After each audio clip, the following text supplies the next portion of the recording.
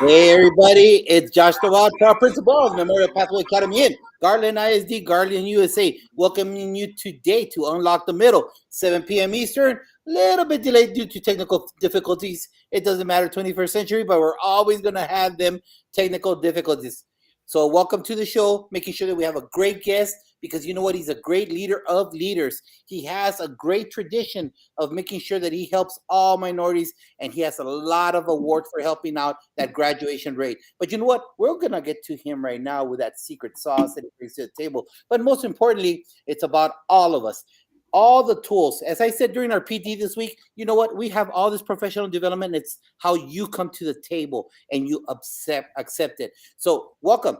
Join us, absorb everything that's going out there and make it your own because it doesn't matter what it takes. In 22, 23, we need to make sure that we're ready for our kids and ready for our team members. So if you are in Alaska or in Hawaii, if you're in Maine or in Florida or anywhere down in the middle, join us tonight. And if you see it on the rebroadcast, please make sure that you like it and share it because you know what? We're only going to get stronger together. What do you think about that, Dean? I tell you what, happy Sunday night to you, Josh. That's always fun. You know what? This is number 73 of Navigating Leadership. Again, we're over 300 episodes with different people from around the country who just have magic in their, we'll call it in their potion that make people better, in the field of education. So it's really good. Remember, we're streaming live on YouTube, Facebook, Twitter, and I believe on Twitch now too. I think Chris set up a Twitch channel for us, which is just one more venue for us to get out there. But tonight it's going to be a really special guest, like always. And whenever we can get a little bit better and understanding how to make sure we do our craft right, it's always a win, Josh. So how are things down in Texas, my friend? Things are going great. Tomorrow the kids come in, whether we want to or not, ready or not, they're coming in. But you know what? I feel very comfortable because our team is ready to rock and roll. Their doors are decorated. We have all the expectations ready to set, but most importantly, the love is there. Waiting for our students to make sure that they're successful. Period one, hour one, second one, as they walk into our home, making sure that they're prepared for success. I love we're that. ready. The love is there. I love that. You know what? That's the foundation. That's what it's all about. Hey, why don't I bring our guest in? Man, you give a little bit of a background. And here he comes. There he is. Welcome to our show. Hey, gentlemen, can you hear me okay? Thank you for having me.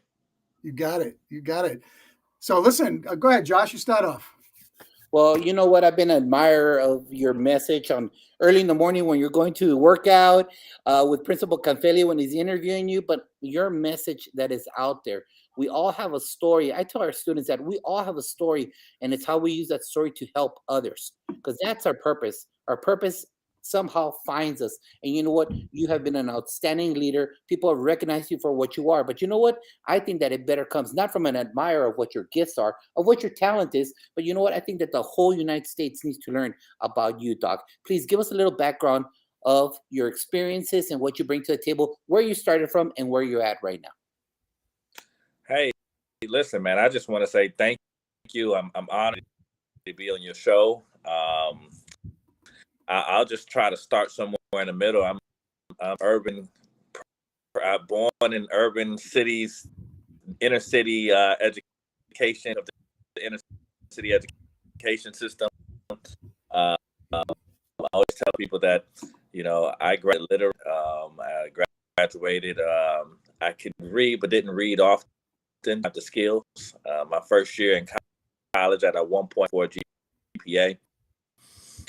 Shipped to the University of Buffalo, and I had educators that worked with me to read, and this is why I'm so passionate about the work I do, because I always tell people that when young people have the right teachers and the right educators in place, no matter what, they will be successful. And I am a doctor now. I have a bachelor's degree and a doctorate in leadership. So I'm very, very fortunate to I do, and this is why I love the profession of education, and I'm so thankful for all the educators around the country, because education literally saved I'm here today because someone taught me how to read, they taught me how to think, and they taught me how to academically. So, that's a little bit about me. I was a former school counselor, principal. I'm noted for taking a graduation rate from around 60%, 93% for Black males, one of the highest in the country. I'm the author of this amazing Success Looks Like Increasing High School Graduation Rate for Young Men of Color. We also have that we have to show principals how to do this work. And so now, as a MEA Consulting Services LLC, I go around the country showing school leaders how to create a successful school year every year, all the time. And I'll say this: when principals win, teachers win, and ultimately students win. That's That's beautiful. I so agree with that. It really, and that's the analogy I gave this past week for PD. We all need to be rowing in the same direction.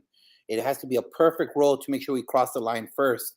Now, just real quick, Doc, can you let us know a little bit about when you were as a student? I think it all always comes down to the personal story. When you're having these kind of obstacles in school, what helped you connect to making sure you stayed focused?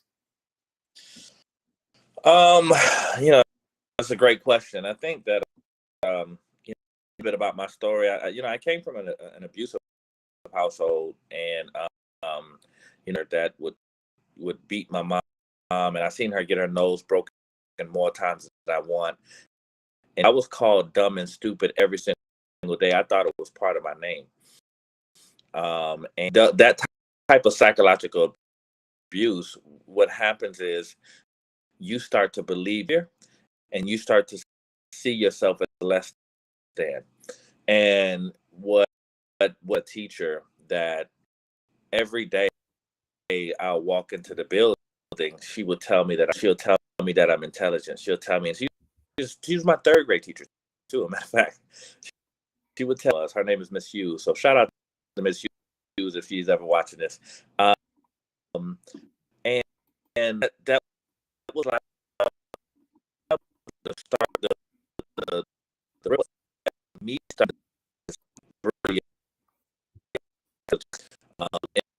it was teacher really into my life to keep me on the path, and it wasn't me just doing it by myself, right? Like, it wasn't me just saying, "Oh my goodness," and I just pulled up by the bootstraps. It was really a system around me.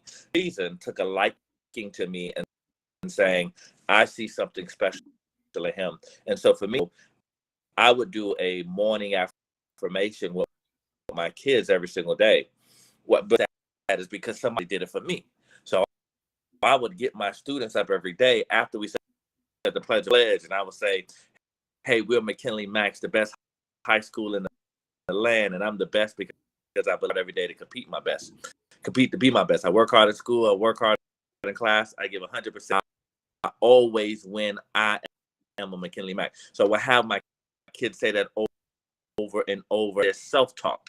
And so what I teach principals is that we're not just teaching ELA, math, history, teaching young people not knowing where they came from, that they're brilliant, that they're intelligent, go to that class, their self-talk that you have imputed in them, indoctrinated in mindset, that those words will come back to play back to their minds when they try to do something to their default self of "I can't do it." So that's a part. I'm going to toss a question in if I could. You talk about leadership coaching, and not only are you teaching kids how to understand and create their path, but you're also teaching principals. Now, leadership from your lens, I mean, obviously you're doing this now full time. What does that look like for you? What's your motivation to continue doing those leadership movements and trying to help others become better? Yeah, man, I remember I was speaking in Queens, and I was up talking about steps of increasing graduation rate for young men of color. That's when New York State Department of Education said my school was a model school. So they would send me up and down the state to train principals. And I had really my introduction to consulting. I had this principal during my session raise his hand and said, "I'm just struggling right now. And I'm really in a bad do all of this work. I'm trying, and I'm getting sick. My marriage is deteriorating. I'm struggling." to do this. And as I traveled up and down the state, I found that story where principals are in this peculiar place where we can't really do much in our assistant principals because they're looking up for answers. We can't really confide too much in the superintendent because he or she is looking to get for us to have answers. So principals are in this, in this place where I'm going to support you. I have your back, and you're also talking to somebody who's been through the fire, who's been through a vote of no confidence, who's been through teachers saying that they didn't want to do this, and still turned it around. So when you ask me why, because there's so many principals that are around the country that says, I'm struggling in the right place. I have the will, but I'm struggling with the skill, and I'm struggling for who that I can trust to help me through this process. And so that's what we do. So me and my team support people. And I'll the will and the skill. Okay. You're a little bit broken up right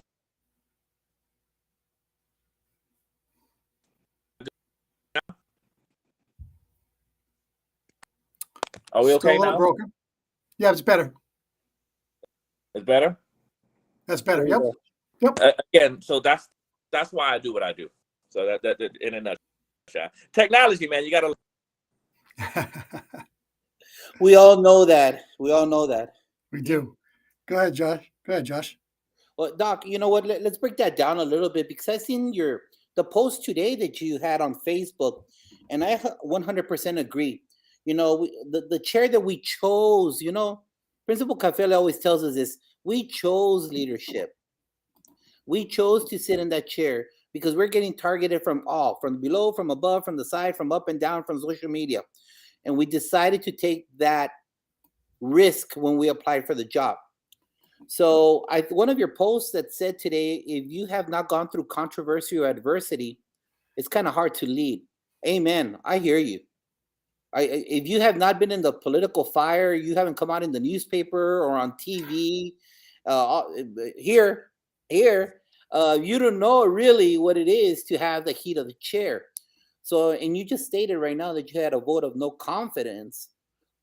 How can you, doing your consulting job or just as a colleague at a fellow high school team member, how do you convey that support and saying, hey, bro, come on, let's get this together. I know you're going through some hard times. How do you coach either a colleague or whenever you are a consultant to say, okay, let's walk through this.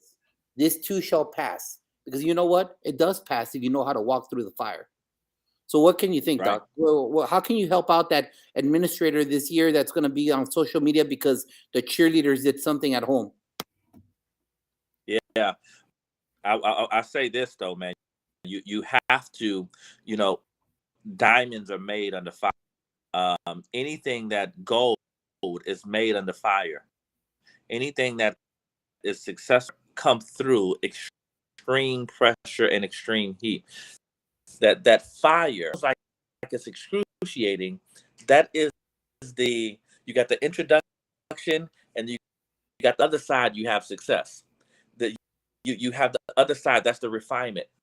So for me as coaching principals, I say, listen, I take you through my system, the system of success. That don't deviate from that, even when it hurts, even when it's difficult. It's like a diet, right? Out, and you want to. We all know you eat less and work out more, you're gonna lose weight, like that for the most part. But so what I have to do is I take principles through the 10 steps in my book. This step, do this step. I understand it hurts, but you have to do it to get to the other side. And as you're going through that fire, I'm gonna listen to your problems, and I'm gonna wrap my arms around, kick you in the butt, and say we got to get this work down because kids' lives are depending on you to be successful. Just like we're world changing. We are changing the posterity children, especially children that look like me, friends that are no longer alive, the commonality that they have. I'm saying they are no longer on this earth. The commonality is they didn't have a high school how to read.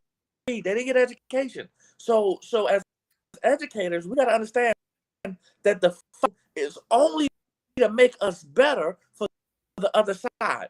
And so when I went through about me, if you Google me, I still got people, all type of crazy stuff. But the reality, because children's lives are depending on me to be able to support leaders.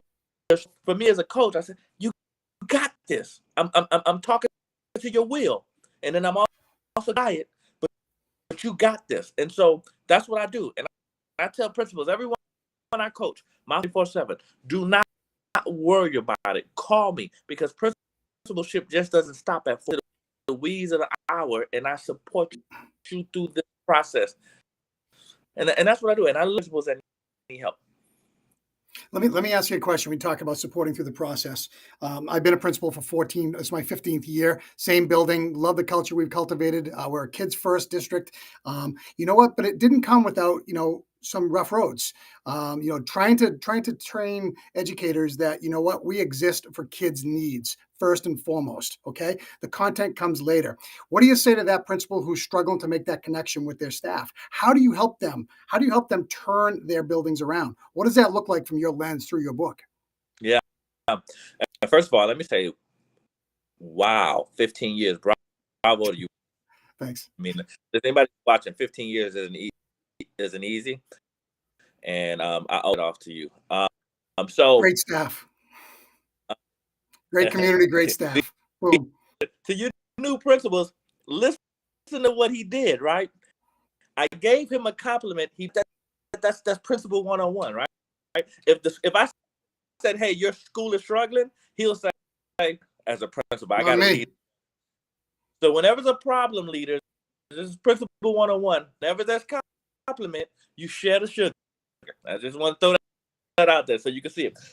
So do so when we talk about changing the culture, I think what you have to do is get, every time I do a presentation, no matter if I'm in Utah, Alaska, Texas, no matter where, I'm asking people to remember the why.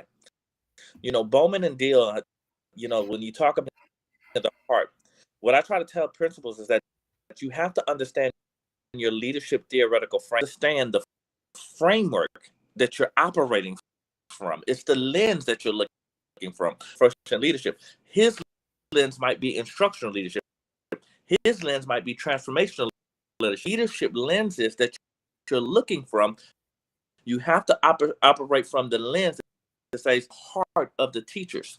And so what I have conversations is when I go to do PD for principals, I'm always asking the teachers to, why did you get an education?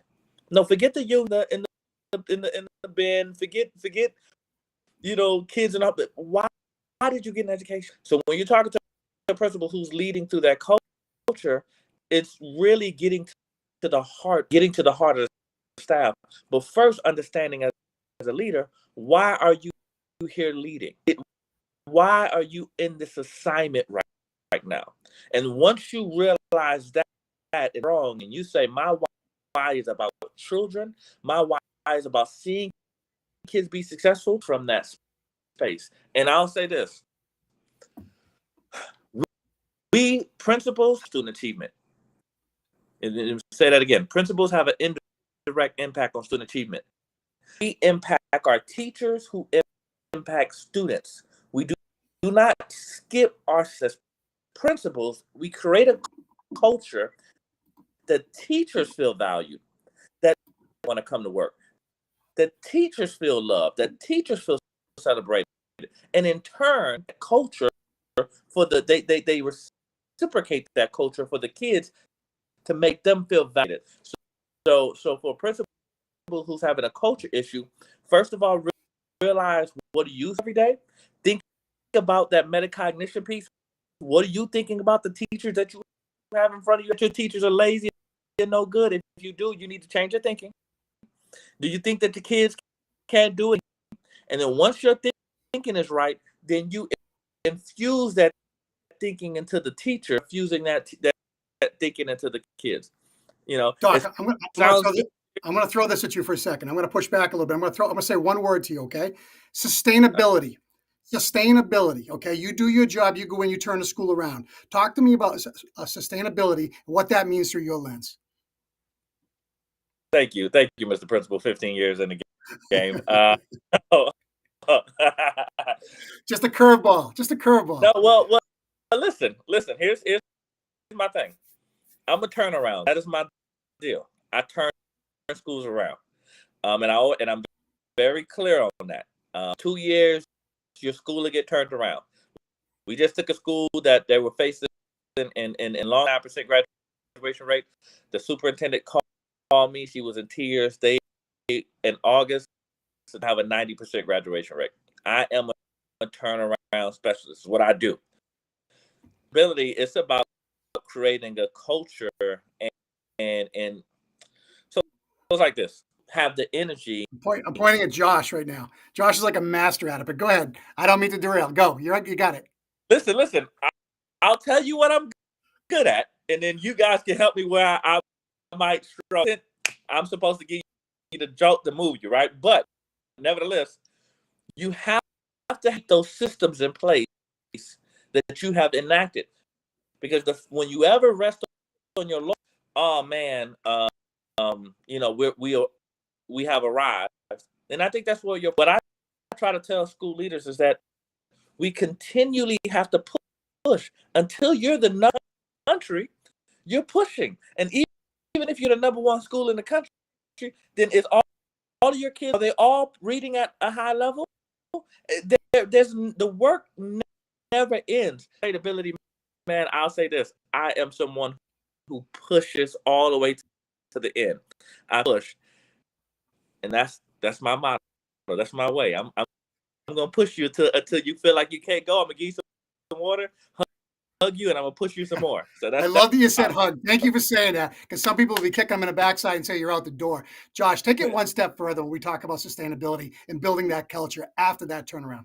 You know, Doc, and that's what I was thinking. One of the questions I always throw out to our team members is this: as time evolves, we have a game plan, and every great coach will tell you our customers change. Mm-hmm. So the kid that was the Sony Walkman is not the kid that was the 90s CD player. Mm-hmm. That's not the Napster downloader that now is a Spotifyer. So I feel that all of us here are old guys, Gen Xers. Don't mean to assume, Doc, but you know Doc's the baby in the house. Hey, hey, he rubbed his head and said, "Don't mean to," but all right, cool. I don't know what you're trying to say here, brother, but all right. Not at all. But as our clients change and you have your blueprint, and you stated, and we'll talk about the book in specificity right now. You talked about the book. How do you foresee this going on? So yes, everyone will tell you having a championship is the easy part. It's the sustainability that's the issue, with ongoing changing demographics in our field, with an ongoing mobility aspect of it. So how do you see this, Doc, in regards to someone that reached the top, A, B plus, from a D or an F? How do you maintain that ongoing success when you know that the only constant thing that we have in education is change? Hey, listen, I have my notepad out. So when he said that you were going, all right, look, let me get these notes out. And then he didn't take it to the next level. He just asked me the same question. So he did. All he did was rephrase it. Wise guy. Sum it up with one word: evolution. Evolution doesn't stop. Systems are in place to allow you to continue to grow. Schools that aren't working well don't have systems in place, don't have established relationships with kids, nor their community member or learning communities. That is a given. Right. Okay. Then we provide the tools, and then you're like Josh. You celebrate the heck. You empower and celebrate the heck out of everybody around you. And guess what happens? It becomes contagious. Tell me I'm wrong, Josh. No, you're not. Yet I think that right now what we're absorbing out in our communities in different parts of the United States, because there's such mobility from the East Coast to Texas to Florida, when there's such movement, I think that because of the changing demographics, doesn't matter what you want to call it. I think that it's crucial that even when we have a successful team, that we keep on evolving. And yes, celebrations. I mean, that's what I try to do every single last day. Every day. Yep. The celebrating the positive, accentuating the positive to make sure that people feel wanted. Just like you said, Doc, when someone comes into our home, we got to make sure that we make them feel like you are familia. You're here. You're us. It is we. It's not me. It's not a history person. It's not a, no, it's a Jaguar family per se, our campus. It's making them feel empowered and emboldened, wearing those colors, branding 24/7, that whenever they see you, they know you're repping their school on a Sunday night because you love them. But still, we need to ensure that making or ongoing evolution of change with their changing demographics. I'm getting Afghanis, I'm getting people from Ukraine. And let me tell you, I ain't ready. And I think I have a good formula going on at our campus. But when you get an influx of students that do not connect to the American lifestyle, American educational system, I better make sure I up my game with the changing demographics. I think that's one of the things that's going on in our community. I think, Dean, we've heard that from different speakers. We sure have. So that's why I present that to you. I'll say this. Can you hear me okay? When I talk about theoretical framework, and I talk about my theoretical, the lens I look at things from is a culturally proficient leadership model. So if any write that down, it's culturally proficient leadership model. And then in arguments with people, because we're so conditioned to think that there's only, right, we're like, oh well, everyone has to be an instructional leader. That is not the case. Everyone has to be an focus, but not everybody's going to be an instructional leader. You have an instructional focus because you're a leader and not an instructional leader. You have to understand Hallinger's work, and you have to actually do the about exactly who you are. But nevertheless, when I talk about culturally proficient leadership, one of the tenets is assessing the culture under have in front of you. Oftentimes, when people look at me, they'll just say, "Well, no, I'm Haitian American. I'm bilingual, right? Like I can speak English. Treat me simply as African American. You're gonna miss my. You don't understand that I have a certain music I listen to. I have food that I listen to. I have things with me as a Haitian American. And so when you have the demographic that's changing, it's incumbent on the leader to make sure he or she is cognizant. One, when I talk about this, I mean it to the core. Love and data. That's the first chapter of my book. Like you said, everybody that walks into my building, you're a Jaguar. I would tell my kids, we get some kids a part of a gang. Well, heck, that kid needs a gang to survive in the real world. What are you talking about? But the gang stops because we are part of a family. And so I don't care if he's over here, you're all part of our family. That's number one. So it's love. Number two is understanding the data. What people do when they talk about understanding data, they have a very element data. Like we understand data like we understand gravity. If I take a pin, it's gravity. But if I ask you why a helicopter can stay in the air, you're going to say, I don't know, right? So there has to be understanding of data. So when you look at the demographics that's coming into your building, I'm saying, well, are you being cognizant of the new culture, and have you sat down to have conversations with that child, with that family, understand their understand their value system?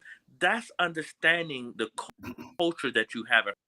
Feed from that premise that everyone's part of my family. And number two, I'm going to understand the data, qualitative and quantitative. That is how you continue to evolve into your door.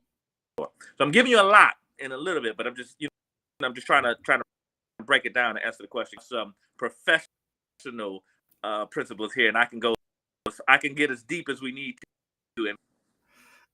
That was deep and that was good. I mean, cultural proficiency is a huge undertaking for all of us in every school, because even in my district, you know, when we have very little diversity. I know you would say that we have diversity in different ways, but we're not a real melting pot, which sometimes I feel is a bad thing, because we don't have an opportunity to see the flavors of the world and how everybody else acts. And the real world this is not a real microcosm, because you go into a city, you're going to be laden with all different types of people. And the quicker that kids understand that and learn how to assimilate and be part of that, the better off that they're going to be. Hey, let's dig a little deeper into your book, okay, if we can here. Just some of the salient points that, like, if someone's listening and they say, okay, I'm in a school right now that definitely needs some help. You're a superintendent. What's some of the things in your book that will help change that school around?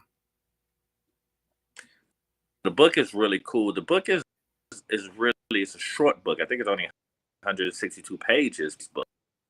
And so I always tell people, do not read the book back to forward. Do not read it. Read it from preface all the way through. And I say that because it takes you to the next step. And then I said, to help principals, you know, help you, I got a resource guide for you that's going to also walk you through my mindset, what questions to have those conversations. So, you know, number one, I talk about it is data. Every school that I visit, we are doing a deep dive into your data. And when we talk about data, graduation rate alone, I'm talking about your 3-year graduation rate. Why? I need to find trends. I'm talking about your attendance data for your students, your admin, and your you know, when we're looking at state assessment data. But again, I'm not just talking about full snapshot. I'm saying, give me the trends of what's transpiring in your building, and then individuals how to actually start to create a system that we're data driven. Go to step 2, which is set high realistic goals. Why? Because we don't want to be data. I'll say that again. We don't want to be data rich and decision poor. Well, we got a lot of information with it. So what we do as what I do as a coach is we look at your data. We spend a lot of time looking at your 2 data sets. Which one of those? There's quantitative and qualitative. There's nothing. So we're trying to figure out where your school is. So, you know, and number 3 is changing the conversation, changing the narrative of the school. When people, what do they think about? What do your teachers think about? What is the vision of your building? 2 principles down, and here's for any principal, try this. This is was all the time. Sit your administrative team down. Write down your vision on a piece of paper, and ask your assistant principals, tell me what my vision is. Have them all write it. If they all write down 2, 3, 4, 5 different visions or variation of the vision, is off.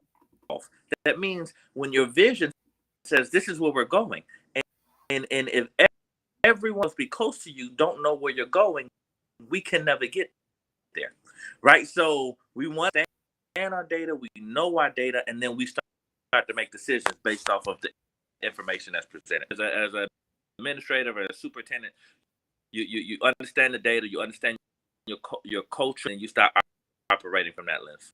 Well, I think that's a fantastic exercise to do. It'll be really good if everybody on that administrative team actually knew what the vision was and they all came out the same way. Then you know the pieces of the puzzle are coming together. Take a look at the question here from Central Hicks. And obviously, can you see your screen there? We're still where we are 30 years ago with regards to black males and reading gaps. That is a powerful question. I would say this. Implicit bias. We're talking about when we see, and do you mind if I just be real with you guys? Can I be real? That's why it's all about real. Yeah. So black children, and I was very intentional with my book.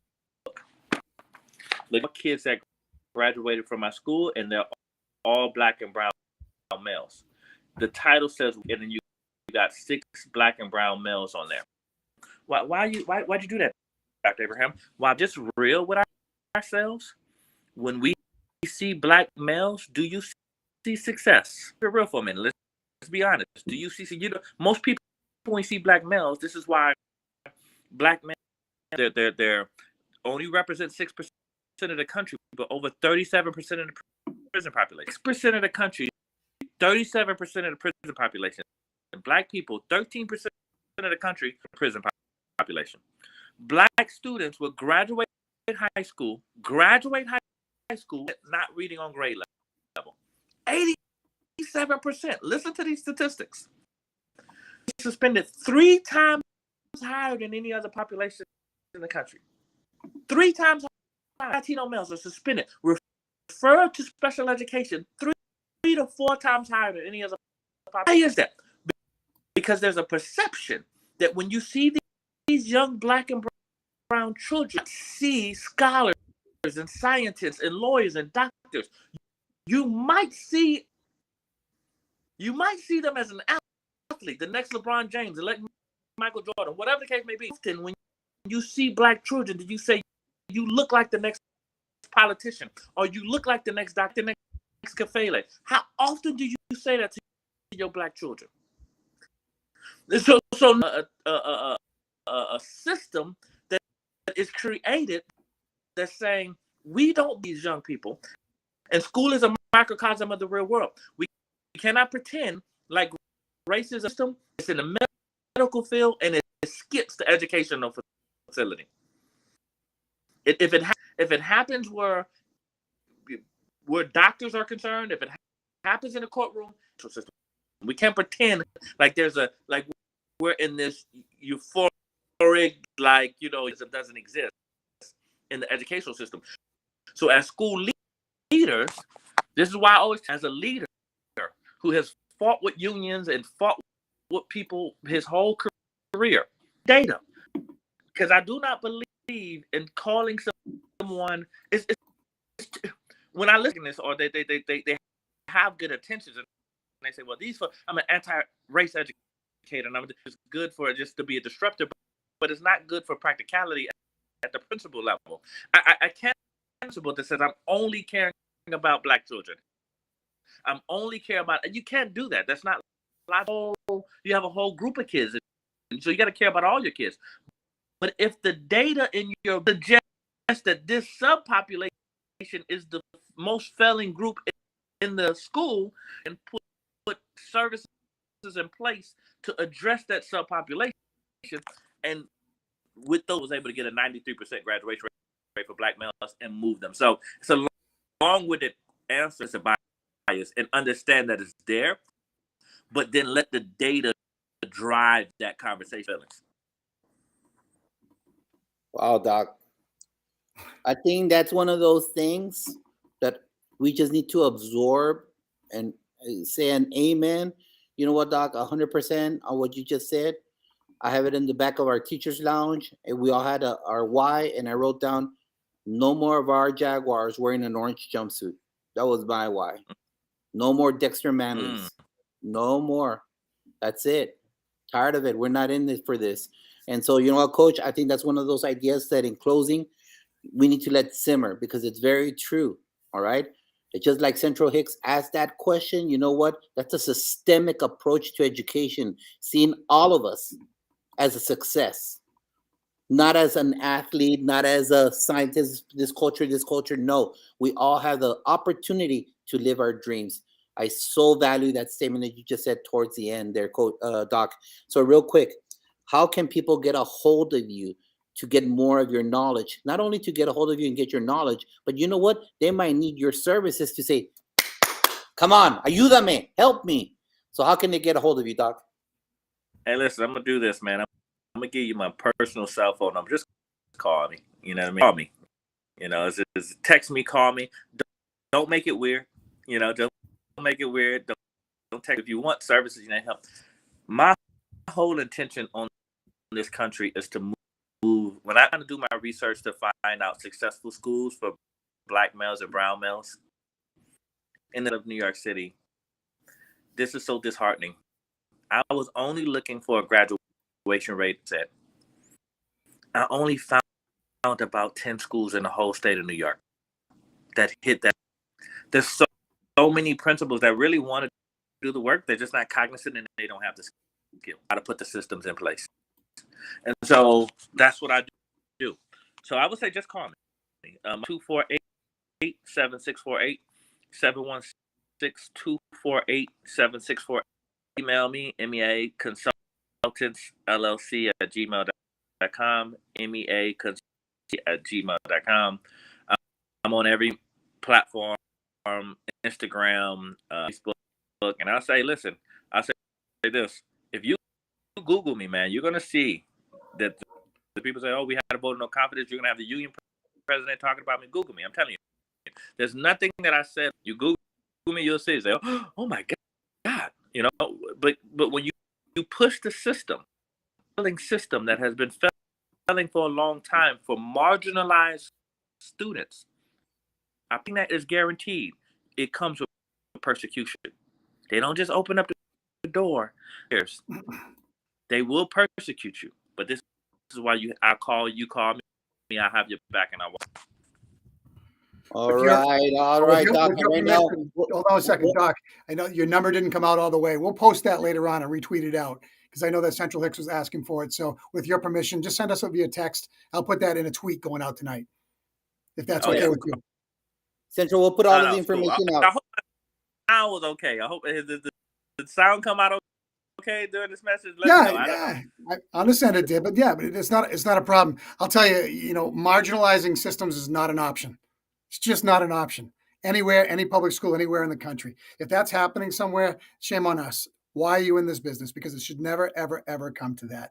Because the people that come into this business should be educated. They should be smart. They should be kid focused, and they should be future ready.